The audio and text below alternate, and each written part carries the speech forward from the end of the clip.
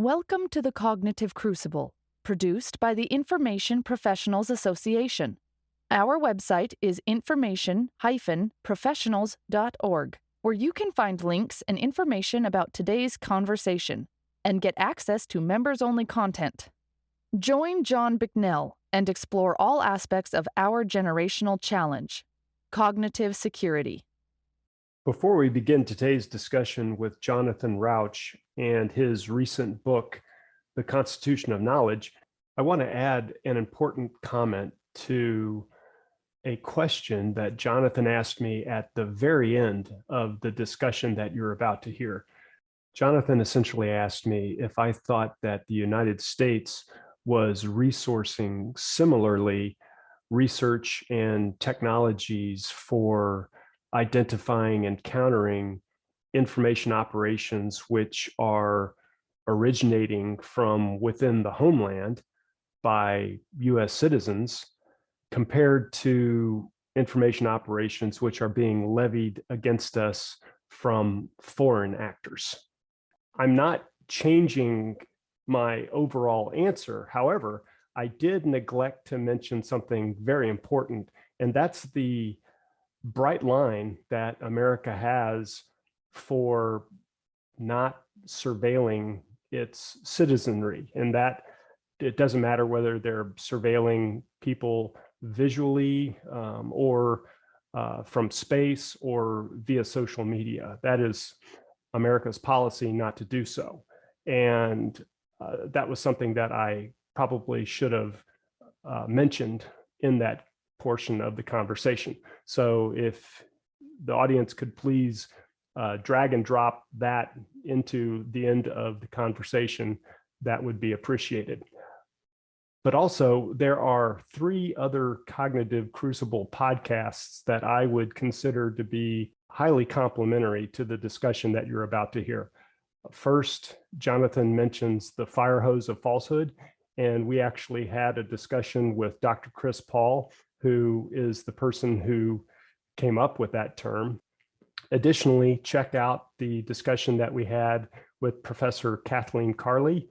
And for all of these domestic related challenges, please see the recent discussion that we had with former FBI agent Clint Watts, who is doing extraordinary work with his team on his Substack called Selected Wisdom. And now on to today's discussion. My guest today on the Cognitive Crucible is Jonathan Rauch, who is a senior fellow in the Governance Studies program at the Brookings Institution and a contributing writer of The Atlantic. He is author of The Constitution of Knowledge, A Defense of the Truth, which we will be discussing today, and a related previous work called Kindly Inquisitors, The New Attacks on Free Thought. Jonathan Rauch, welcome to the Cognitive Crucible. I'm so happy to be here. I've been looking forward to this conversation now for weeks. Well, our audience is in for a real treat today, and I'd like to say a couple of things up front, if I may. First, as I told you offline, Jonathan, I just can't tell you how pleased I am that you accepted my invitation to be on the Cognitive Crucible. And to our audience, Jonathan is a relative national security outsider. And one of the explicit goals for the Information Professionals Association and for this podcast is to open the aperture beyond the national security community and create a forum where anyone is welcome to participate. So having Jonathan on the podcast is a great step in that direction. That's number one. Well, I certainly qualify as outside of the scope of information professionals. So I'm thrilled to be here, and I'll be very curious how some of these ideas go down in the world of professional information strategy. Right, absolutely. And that was actually my second point. So, we are going to be doing some talk about information operators. And since neither one of us are IO practitioners, we welcome comments from the IPA and Cognitive Crucible community. And by the way, we are recording this on August 17th, 2021. And in the news right now is the US withdrawal from Afghanistan and the Taliban recapture of the country. So these kinds of things might come up as well. Today, I want to discuss with you your book. It's outstanding. There's Of course, there will be a link in the show notes for people that want to check it out. In the book, you describe the constitution of knowledge, what it is, why we need it, how it should be protected. But before we go into these elements, perhaps you could impart to our audience a little bit about what knowledge is, what institutions are, and how that interacts with the constitution of knowledge. Big question. Well, so I'll start with the third of the three things on your list, and that's the basic question: what is the constitution of knowledge? What am I even talking about? And the answer is that this is the system of institutions and norms that we as a society collectively rely on to keep us anchored in reality and to settle differences of viewpoint without going to war with each other or splitting into schismatic sects and pursuing separate realities. And the central argument of my book, or at least the first half of the book, is that the marketplace of ideas is not enough, because it sort of imagines a world where ideas are out there competing and the best ones win and it all happens automatically. Well, it doesn't happen automatically. It relies on a whole system of very carefully articulated institutions and norms, and everything from, the academic establishment, universities, peer review, professional conferences, scientific and professional organizations, but also mainstream media, newsrooms. Law is a mainstay of what I call the reality-based community. That's the community that adheres to the constitution of knowledge. And government, those are the big four. So the institutions they rely on are the ones that both create and then maintain the rules of conduct that we use or should use when we make objective knowledge. And what's objective knowledge? Well, those are things that we take to be fact that have withstood rigorous checking over time in the reality-based community. Objective knowledge it's not the same as truth, because truth is an abstract concept and we may never reach it for sure. But objective knowledge is a real thing. It's not just abstract. You can go and look at it in the library on the shelves, and if you drop it on your foot, it will hurt.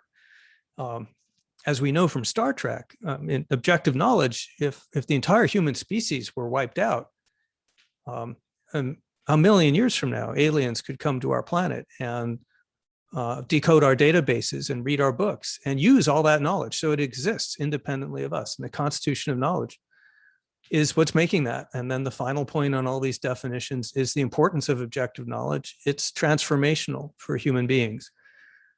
We make more of it now I would say probably the morning of any given day than in the first 200,000 years of human history, when the rate of increase of objective knowledge was close to zero.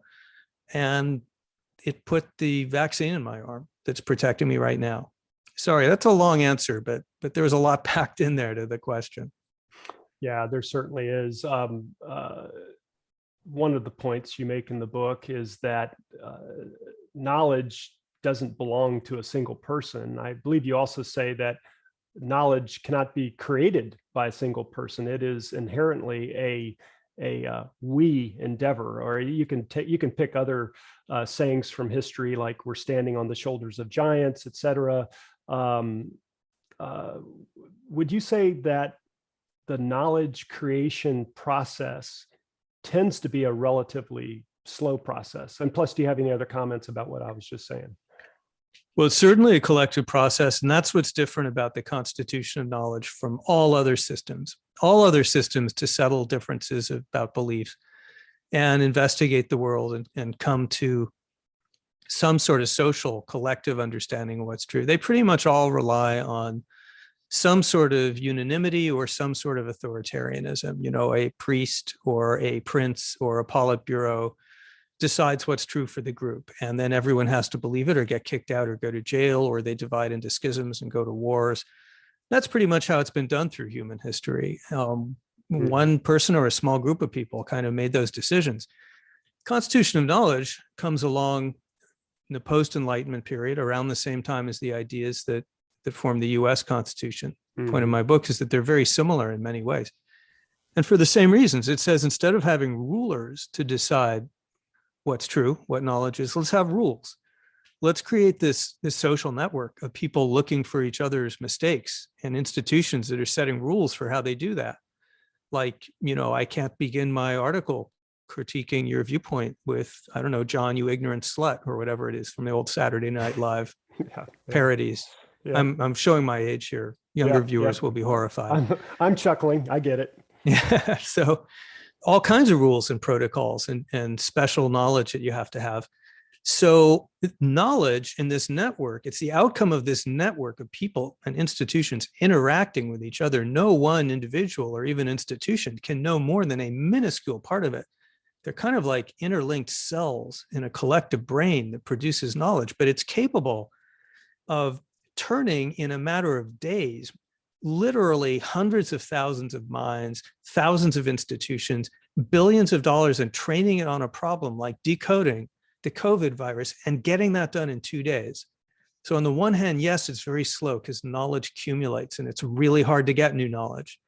The great difference, the advantage of the Constitution of Knowledge is not that it doesn't make mistakes, though. It's that it makes them incredibly quickly because it can test so many hypotheses so fast, rejecting 99.99% of them, finding those needles in the haystack of truth.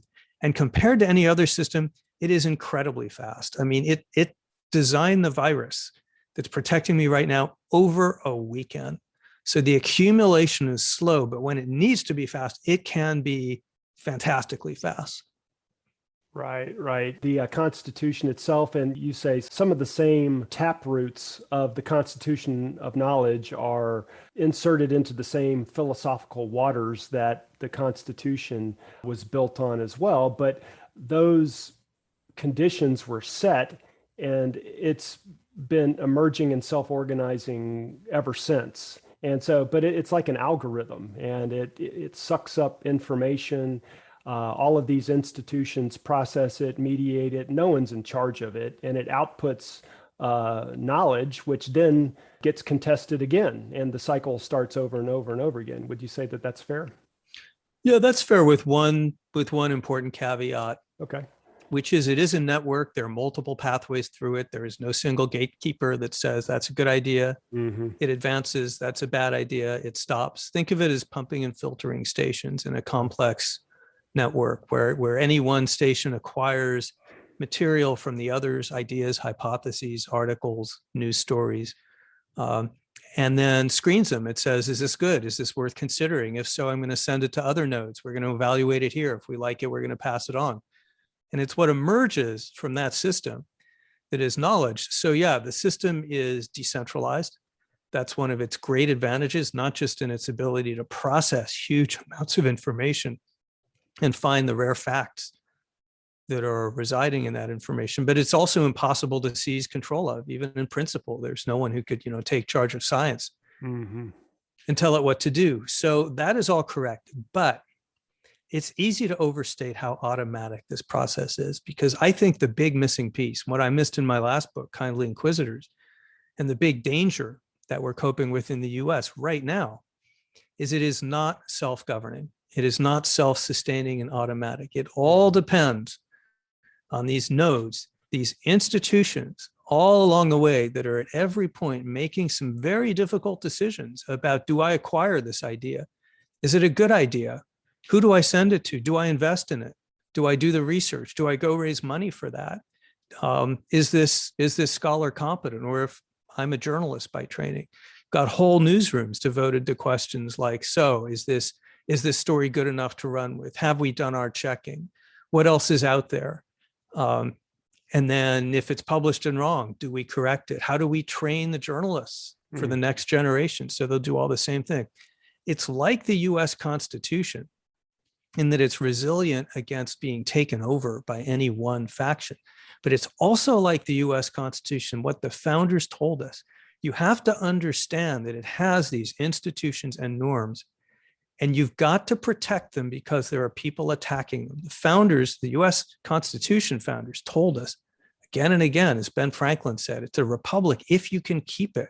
Mm-hmm. They all said the rules on paper are not self-enforcing.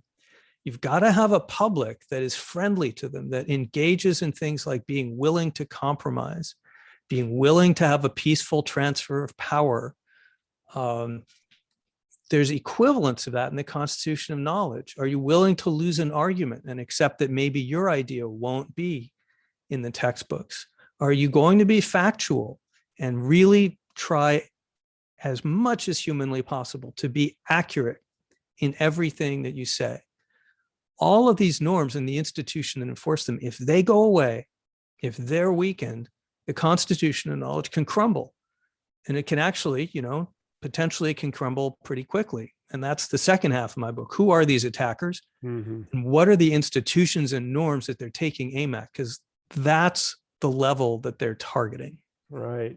So there's you describe people who are attacking the constitution of knowledge, and I would also say there's people inhabiting the constitution of knowledge. If you think about people working within institutions, they're like inhabitants of the institutions, and they can be problematic as people who are actually attacking it.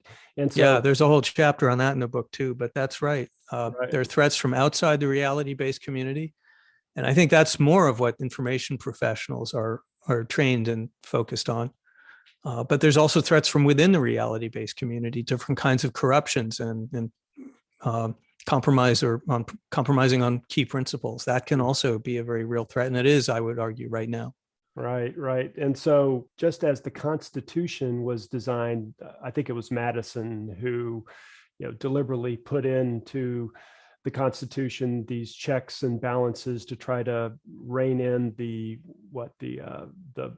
worst attributes of people. I forget the exact phrase, but when you infuse the constitution of knowledge with the crooked timber of humanity, it's a challenge to manage. And so part of the problem, and you go into detail on this in the book as well, fascinating psychological cognitive type of a discussion, but humans are amazing computational machines. I mean, it really is miraculous, but we don't always reason correctly. In fact, I think you make the case that we're actually pretty bad at reasoning under certain circumstances, especially emotional circumstances. Could you unpack a little bit about how our emotional reasoning states are especially problematic when it comes to knowledge development? Yeah, this is something that Plato and the ancients wrote about and understood, but we have, of course, a lot more modern psychology on it right now. Humans are really quite good at figuring out where reality lies on questions that are of personal importance to us or our families or our tribes, and on which we can get pretty direct feedback. And that might be a question like, is that a tiger in the bush or is it just a breeze? Or where is the next tribe camped? But there are bigger, more abstract questions, which can be just as important. Like, if you want it to rain, which god do you worship? Or what is the scourge that is causing our children to get so sick and die? And in those situations where we don't get immediate feedback, and maybe it's not so directly personal, like questions about which god to worship, it turns out we're pretty much wired not to think like scientists, but to think like fans at a football game.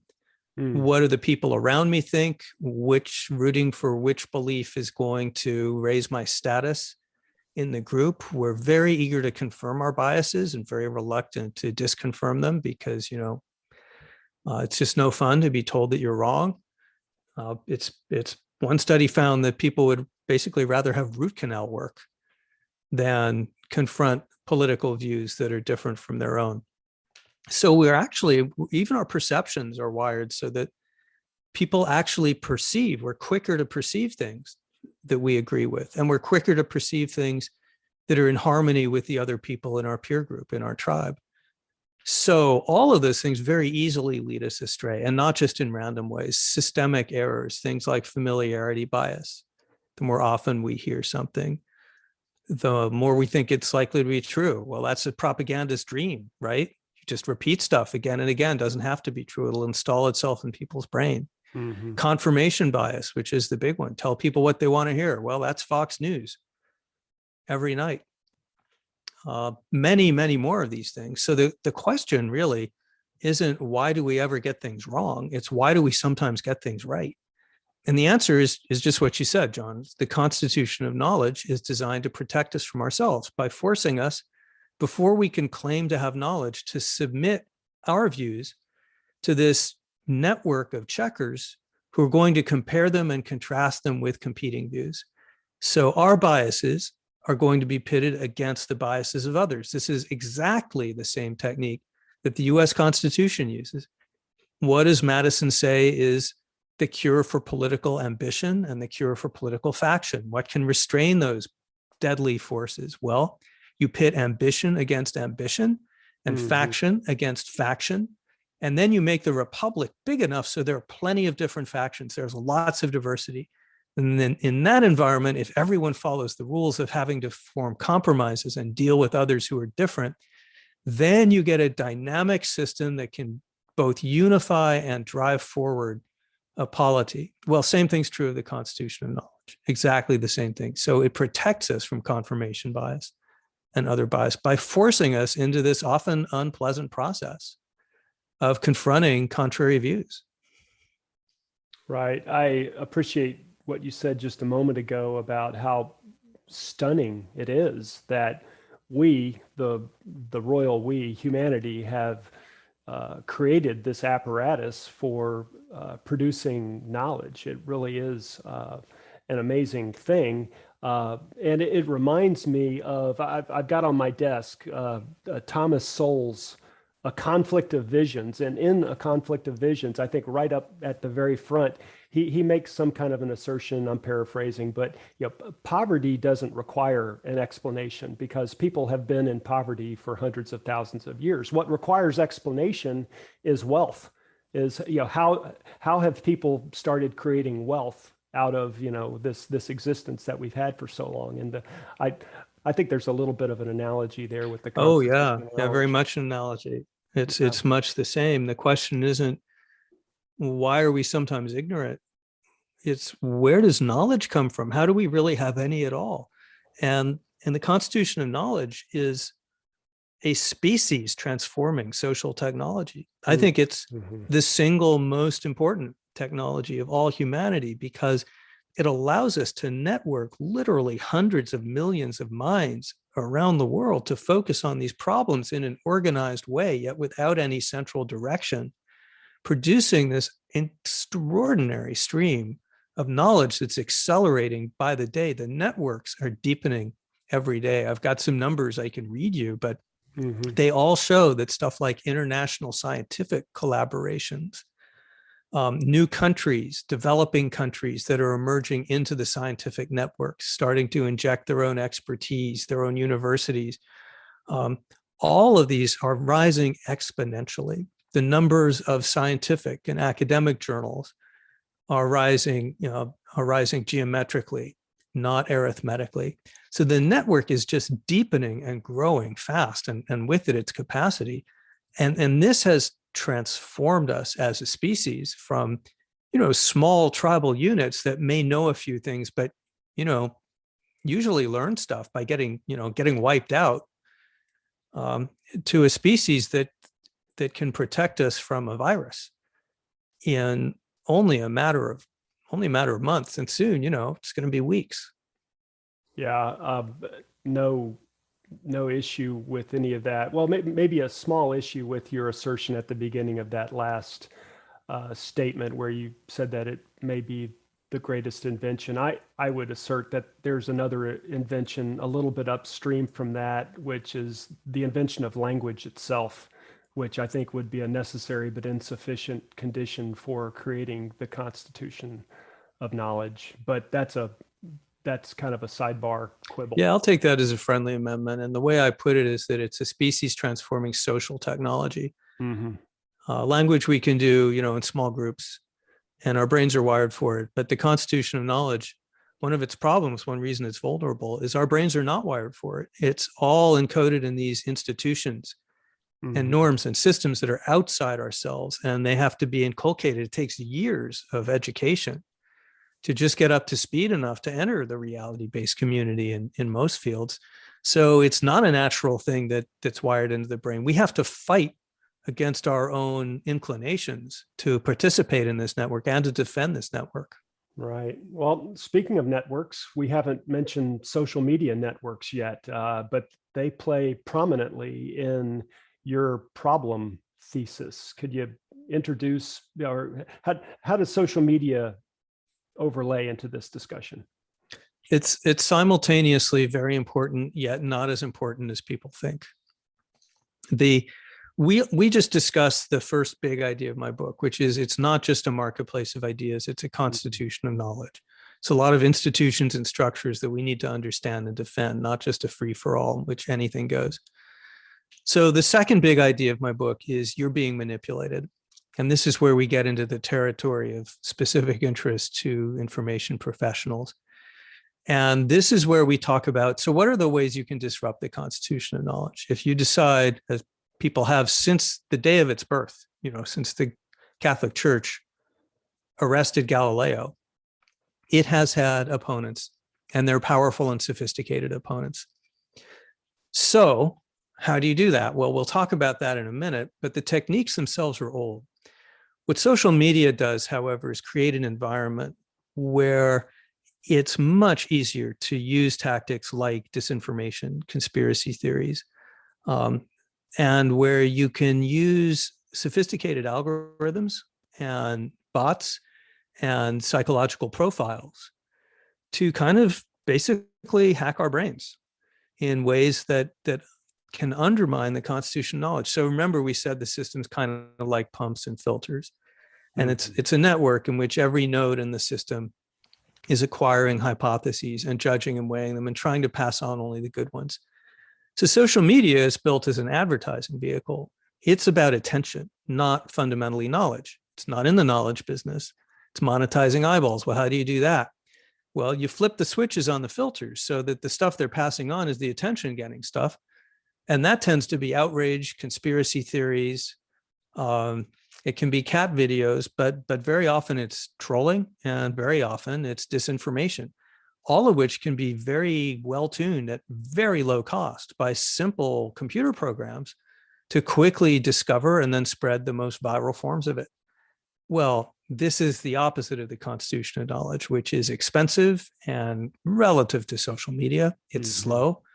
And it's doing this very hard work of slogging through all this information. Information may be free or may want to be free, but facts are very, very expensive and very hard to come by, converting information into facts. Social media makes it easy just to bypass that product and serve yourself up stuff all day that excites you, titillates you, more often that raises your status in your community, so that believing it, retweeting it, piling on it, that makes you feel good, and it makes your friends feel good about you.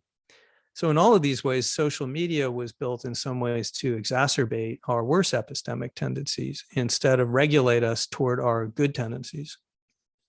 Right. And so if we rewind 50 years, 100 years, the kinds of information that got shoved into the front end of the constitution of knowledge algorithm were things that were written down, or verbal communications that would percolate in slower than today. But now we have this tsunami of information being generated by social media, plus everything else, journal articles, the way it's designed could not be worse from an epistemic point of view, that is a knowledge-making point of view. Like, just consider the pure bizarreness of the Twitter feature that says that you or I, John, is going to impulsively tweet something, and it will be immediately published all over the world based on his impulse. Well, we all know that we often do bad things on impulse. The whole constitution of knowledge is designed to slow us down. Say, is this really true? Is it really accurate? Is it constructive? Should I really do this? It stops us at many points along the way. Of course, social media is about impulse because that's a lot more fun. So we get in trouble because our lizard brains are just really bad at handling that system. Twitter could easily be redesigned so that there's an hour pause before your tweet goes live, or so that your tweet is screened by 2 or 3 of your friends who see it first before it goes live. And one of them could warn you, hey, John, how do you feel about losing your job? Because that's what's going to happen if you tweet this. So a lot of this is a design issue. The one place where I think I would temper what you say or condition what you say is that the problem that social media is creating is not a new problem. We had a very similar problem in American journalism in the 19th century. So that's another long story, and I don't want to be too long-winded, but the very short version is you get the invention of the penny press, which makes money by selling a lot of copies at low prices. So what you want is eyeballs, and then with eyeballs, you attract advertisers, and you get a fiercely partisan press. So by the end of the 19th century, when offset printing comes along, you've got a massive problem with hyper-partisan media and fake news. That should sound familiar, right? But this was all with printing press technology. In the late 1800s, H.L. Mencken, America's greatest journalist of the period, he and his fellow reporters at the Baltimore newspaper, they were making it stuff up and putting it in the paper, coordinating fake news. And they thought it was hilarious. And that's what people did. So we had the same kind of problems. Even people on the moon and stuff like this, I think you Oh, yeah, that's one of the famous ones. Edgar Allan Poe was involved as a journalist in one of these fake news. The idea was it wasn't all fake, but if it gets eyeballs, great, go for it. So we did get out of that. And the way we got out of it then, I think, is going to have to be the same way we got out of it now, which is we started building 100 years ago, a bit more, American Society of Newspaper Editors forums. People realize in the business, this is a toxic business model.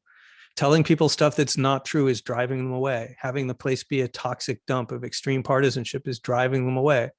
Let's fix it. So that association promulgates rules and standards, things we take for granted today, like don't make stuff up, run corrections. We see journalism schools open and they begin transmitting these rules and norms to a younger generation. We see the professionalization of newsrooms. We see awards like the Pulitzer Prize, ironically named after one of the great yellow journalism press barons. But that's an incentive. And many other prizes are incentives to do really good work. And within a couple of generations, it takes a while, but within 2 generations, we've gone from William Randolph Hearst to Edward R. Murrow. So it takes a while, but Facebook's trying to do that very same thing right now with its oversight board. And that's building these institutions, these guardrails. That's the way forward. Right. And I understand Twitter is embarking on a similar project, some kind of like mechanism for policing disinformation and overlaying some governance on top of that. I hope that both of those projects are, if not successful, are pathways towards success along those lines. Yeah, and it's an open question. Sure. We can't just assume that these problems get fixed. They're wicked hard. And I think for the most part, simply banning stuff, kicking it off social media is not going to work. So it's going to have to be more sophisticated. It's going to be amplification versus disamplification, which is what the reality-based community does. It doesn't forbid you from saying something. It just says, if you're saying stupid stuff that's not grounded in fact, we won't acquire it. We won't put it in the system and really start to work on it. There won't be any grant money for it. There won't be anyone writing about it or peer reviewing it. Yeah. So a lot of this is going to be about disamplifying, figuring out how to slow down the bad stuff. It's going to be, I think, less about policy redesign than product redesign, so that, for example, you reduce the impulsivity on someplace like Twitter or Facebook. You increase the incentives and the reward structure for being accurate, for being fair, for being reasonable. It's going to be guidelines and guardrails primarily, I think. Right. So at its core, information warfare is all about weaponizing information in order to affect decision-making. And it can affect the decision-making of a single player in the system, or it could affect the decision-making of an algorithm or of a network. So how do you overlay information warfare on top of what you've been discussing with the Constitution of Knowledge? I use a similar but slightly, maybe more than slightly broader definition of information warfare, or what I call epistemic warfare, because it's really about manipulating the knowledge environment and thus changing people's behavior. And the definition I've been using is organizing and manipulating the social and media environments for political gain. specifically to dominate, disorient, divide, and ultimately demoralize your target population. And the move that the second big point of my book, apart from the fact that there is a constitution of knowledge, the other thing I really want people to take away is that this can be done, epistemic warfare, in all kinds of different ways by all kinds of different people, organizations, and interests. But right now, two things that we think of as really quite separate. One is Russian-style propaganda, disinformation, which is what people in your community deal with. Another so-called cancel culture, the use of social coercion to manipulate the knowledge environment. As different as they are in their tactics, in their goals, and in their constituencies, they're both essentially ways of doing the same thing, which is manipulating that epistemic environment to change people's behavior in some desired way. And so I don't think anyone has argued that those two things need to be linked together in how we think about them and how we fight back against them.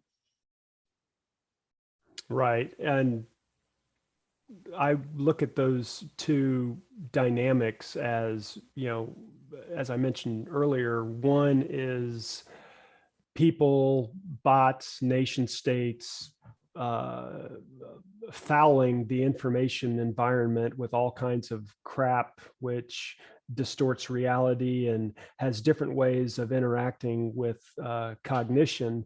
And the other is from within the institution of knowledge. And I mean, not all of these actors are conscious of this. They're just operating with their own daily lives and incentives and what they've been taught, and but they're acting from within the constitution of knowledge. Yeah, some are, not all.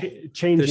There's certainly and norms. Yeah. There's certainly a lot of canceling, manipulating the information environment on university campuses, where you have really quite small numbers of primarily students, but also some teachers and administrators who are using tactics like demanding investigations, doing social media pile-ons, using protests, using harassment, social ostracism, all of these tools, which they can use compounded by social media, which means you can organize a campaign of hundreds of people, thousands, even overnight against someone.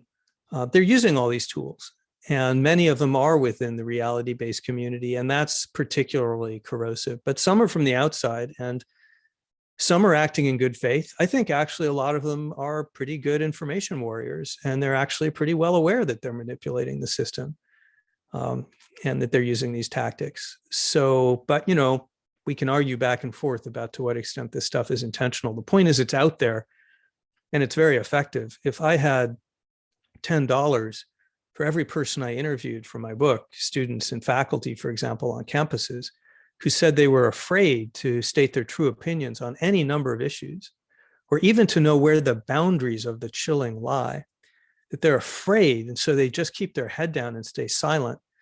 Well, I'd be a rich person, but that's what epistemic warfare tries to do. It chills the environment so that no one knows what's safe to say anymore. That has two effects.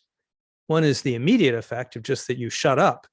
So that's convenient. That's like censorship. That's useful if you're trying to impose your will on a target population. The second is more subtle and insidious, which is you can get inside people's heads, because we decide what we believe as individuals, not even consciously, by harmonizing with what we see around us. What do most other people think? And am I off base with my peers, my tribe? So if a small group of people like anti-vaxxers can make it appear, as they have, if you do a Google search, that anti-vax is a prominent scientific position and lots of people believe it, you will spoof people into following that consensus and actually changing their minds. Or on campus, you'll get people who believe that it's not just that they're having to be silent about their true views on, I don't know, race, class, gender, whatever, but they must be wrong. There's something shameful about their opinion. They're isolated. So they become demoralized. So you can actually, a fairly small group of people, activists, both on social media and an environment like a campus, can have a remarkably profound effect on the information environment and just kind of shut down or greatly constrain the whole conversation. I'd like to shift gears and introduce other dynamics which are important to national security. We've got great power competition happening, and it's well established that both the Russians and Chinese are engaging with our domestic discourse, and they're finding faults and seams that are exploitable and throwing gas on the fire with various different techniques. What are your thoughts on that? Well, of course, my thoughts are to worry about it, and that they're very good at it, at as I said earlier, dominating, disoriented, dividing, and demoralizing the target population. And I am really thrilled that the Information Professionals Association exists and is populated with professionals who are focusing on this problem. Our capacity to understand these tactics and counter them, although still far, far from where they need to be, are far ahead of where they were even 5 years ago, according to the people that I've read on this. So that's all good. But so here I may challenge some members of your audience a bit, because what I'm about to say is going to sound political and it's going to sound partisan. And it really isn't, in my opinion, at least. I'm center right. I have voted for and admired many, many Republicans, but I think what I'm about to describe is just reality. I think that the disinformation threats from foreign actors are significant, but pale by comparison to the domestic disinformation threat. And that threat is the weaponization and adaptation of Russian-style mass propaganda and disinformation tactics in American politics by Americans. I'm specifically talking about the person I think is the greatest information warrior since the 1930s, and that's Donald J. Trump. This is someone who built his career on creating a probably false impression of himself by manipulating the press, and who told us this in a book. He called it truthful hyperbole, was the phrase that he used. This is someone who is publicly, before he was president, publicly accepted the label that he was a troll. He was someone who openly expressed admiration for disinformation and who was very good at it. So what Trump figured out is that America is a naive population when it comes for epistemic manipulation. Naive in two senses. One is just the sense that we didn't think it could happen here. It just never occurred to us that a major American political figure, much less a president of the United States, would adapt Russian-style disinformation and turn it on fellow Americans. That was inconceivable until Trump did it. But we were naive in the epidemiological sense too, which is we'd never been exposed to these information viruses, much less from each other. So we didn't know what to do.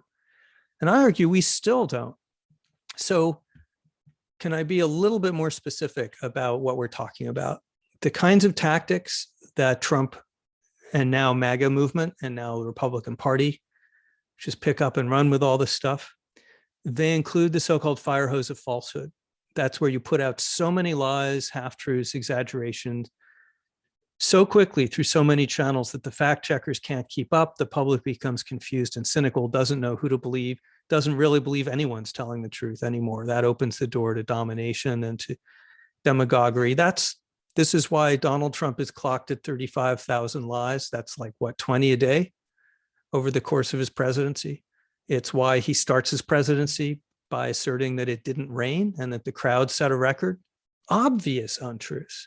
Anybody could see that, but he's asserting he'll say anything and everything. It's a tactic that Putin is brilliant at. Trump is even better. Another is conspiracy bootstrapping. That's when you say, well, a lot of people are saying so-and-so.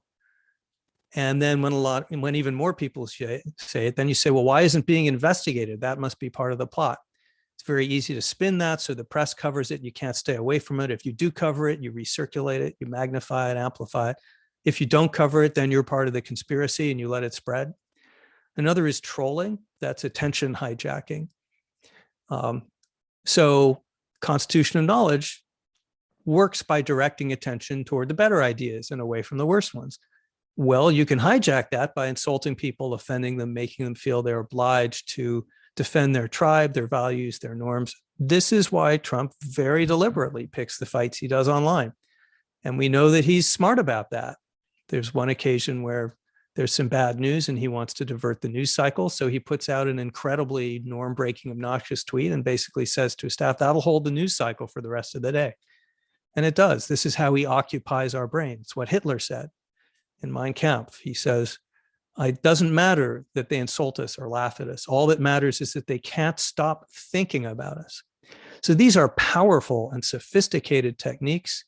They were perfected over the course of his presidency. The big campaign starts in April of 2020 with the campaign against mail-in voting. I'm puzzled about that at the time. Why would he want to deter old people from voting in a pandemic? They were probably majority Republicans. He wasn't aiming for the election. He was aiming for the post-election. He knew he was likely to lose it, so he was putting in place the networks and messaging that he was planning to activate when he lost. And boy, did he ever. Stop the Steal is the most audacious and successful disinformation campaign that's ever been run in America. The only close analogy I can even think of is the 1850s campaign by secessionists in the South to convince Southerners that Northerners were about to destroy their way of life. And I don't even really think that's in the same league. So we're now dealing with an environment when a domestic political party and movement, the MAGA movement and the Republican Party, is now using on a day-to-day basis Russian-style disinformation as a political weapon in America. This is uncharted territory. And although I know it sounds very political, and I've given probably too long a speech, there need to be people in the information professionals communities who will not flinch from saying what's going on in America is just as dangerous, if not more so, as what the Russians and Chinese are doing. Yeah, well, you make a compelling case there for sure about information operations promulgated by the former president. The psychological techniques that you were just ticking off all resonate with me. I would challenge your assertion that that was more harmful or a bigger threat than well-funded nation-state adversaries that we are confronting right now in this competitive environment. And it's also— Could I push back against your pushback? Oh, sorry to interrupt. Sure, yeah. So best evidence suggests that the Russians probably did not have a major effect, if any effect, on the election outcome in 2016. They did have a significant effect of making us all question the integrity of the information environment because we were all talking about Russian interference. But as far as we know, the objective results of that have not been huge. They're very significant. Please, I'm not saying don't worry about them. Yeah. On the other hand, at last count, I just looked at this number yesterday, 2/3 of Republicans believe that the 2020 election was stolen, that Joe Biden is not the rightful president of the United States, but Donald Trump is. That's 2/3. And among independents, the last numbers I saw is that a plurality believe either that Trump is the rightful president, or what more of them believe is that we'll never know who is the rightful president. So what's happened here is convincing a huge swath of the population that this is no longer a democracy.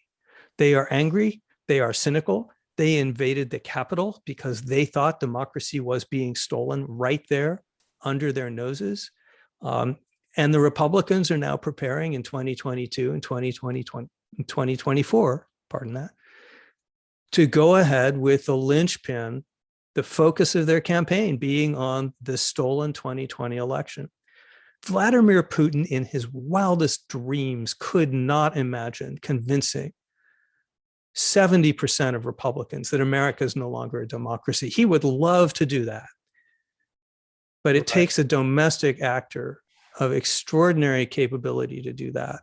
Yeah. Well, I think we're 90% agreement here, but you mentioned the point I was getting ready to make is there's a difference between effect and effectiveness and measuring that. And it is an active area of research in the information operations community is actually being able to measure the effectiveness of various different campaigns.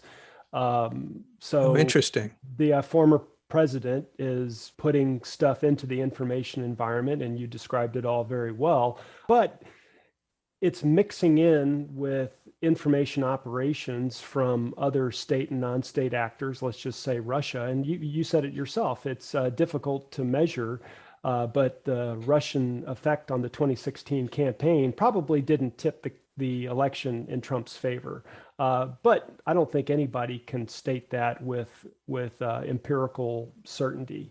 And that follows on through to today. And we just released an episode, I will have a link in the show notes, with Professor Kathleen Carley from Carnegie Mellon University. She's one of the luminaries about computational social science and getting after this kind of stuff. And she talks about how bots and trolls amplify one another in social media, but these are largely promulgated by, you mentioned this in your book, Jonathan, the Internet Research Agency and others. But the bottom line is, no doubt what President Trump was doing was not becoming of a president, dangerous even. But I would still assert that the nation state actors that we are confronting are more worrisome than the internal threat that you were describing. And that's not to minimize the internal threat. It's real.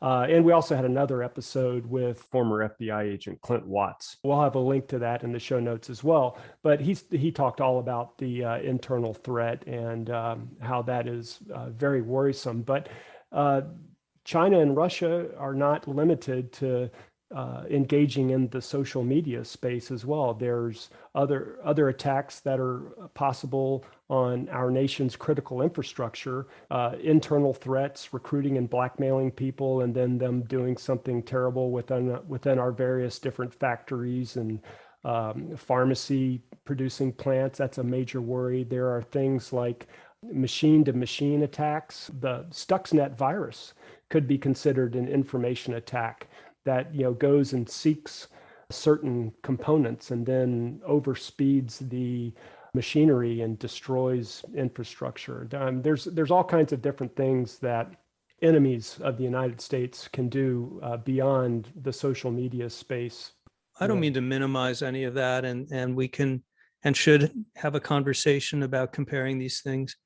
I would point out that people who look at the spread of fake news and the like have concluded that as important as social media is, it's less important than cable news and talk radio, which are much older media. Mm-hmm. And that those in turn are significantly less important as spreaders than the oldest and still the goodest, and that's politicians. That's the bully pulpit.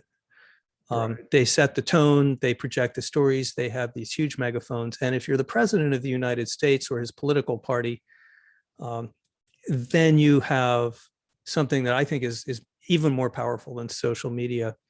But I'm thrilled to be on the show to have this conversation. I mean, a question for you, John, is would I be correct to think that in the information professional community, that there is far more attention devoted to foreign actors than there is to domestic actors, just in terms of the amount of analysis and research that's being done?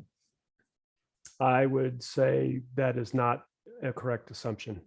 Oh, good. Tell me more. Yeah, there are divisions of the intelligence community, the FBI, and even cross-pollination, like exchange tours, if you will, with Department of Defense personnel who are very much focused on counterterrorism and internal threat detection within the homeland. I'm thinking more in terms of propaganda, disinformation, social media manipulation, that kind of thing. Not so much, attacks on critical infrastructure or terrorism. Well, that would include both of those things. I didn't mean to imply that social media examinations were not part of all that. They most certainly are. So if you like, I won't dwell on this forever, but I'm curious. So if you take the universe of actors that might include anti-vaxxers and MAGA and QAnon versus the universe of actors that might include China, Russia, and other foreign actors, would they both sort of be getting equivalent amounts of attention in terms of the way that they're operating within the information environment? Yeah, I don't know the answer to that based on my own experience, but my hunch tells me that the answer is yes, that they are it is all being monitored as consistently as possible. And of course, we are at there's labor challenges with all this. We've only got a certain number of people. We've only got a certain number of people who are capable of doing these kinds of analyses. So there's always trade-offs, but I believe that all of this is being monitored continually. Well, that's very good news and allows me to maybe do a little less speechifying. Well, yeah. Well, Jonathan, I tell you what, having your voice and your perspective in this forum is an important part of our project, and you will forever be a Cognitive Crucible alum. And with that, Jonathan Rauch, thank you so much for being on the Cognitive Crucible. Thank you for having me. It's been an honor. The Cognitive Crucible is the only podcast dedicated to increasing interdisciplinary collaboration between information operations practitioners, scholars, and policymakers. To find out more about the Information Professionals Association, visit us at information-professionals.org.